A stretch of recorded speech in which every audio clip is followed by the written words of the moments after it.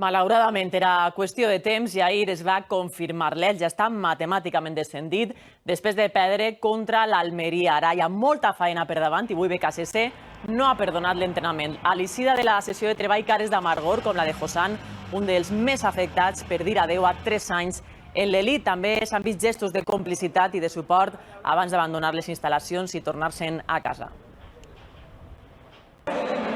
Abatiment i plors entre els jugadors de l'Elx en consumar-se el descens a segona. Contra l'Almeria es va certificar que no continuarà en la màxima categoria quan encara falten 5 jornades perquè acabe la Lliga.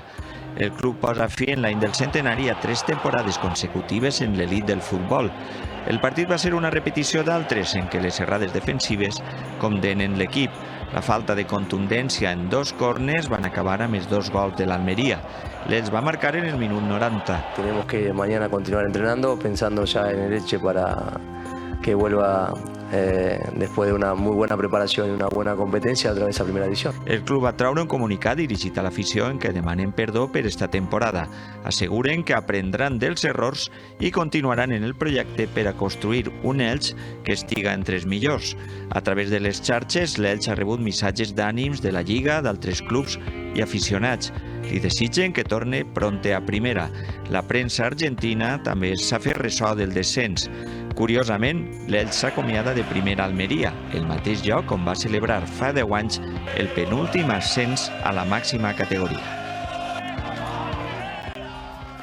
L'afició accepta resignada el descens que estava cantat des de feia moltes jornades. Comença una nova era i la continuïtat de BKSS en segona no acaba de convèncer la parròquia Franja Verda. A Bragarnik li demanen inversió i una aposta ferma per a tornar a primera. El dueño del club que sea capaz de gastarse dinero y hacer una buena plantilla, que este año no la ha hecho. Fan falta jugadors para poder montar, si no es muy difícil. Hay 8 o 10 jugadores para el año que viene que pueden ser muy válidos siempre y cuando se quieran quedar. Y hay un proyecto ambicioso para ascender al año que viene. Con este estreno que tienen ahora tampoco hacen nada. Presidente, me parece a mí que, o lo que sea, tenía que desaparecer de aquí ya.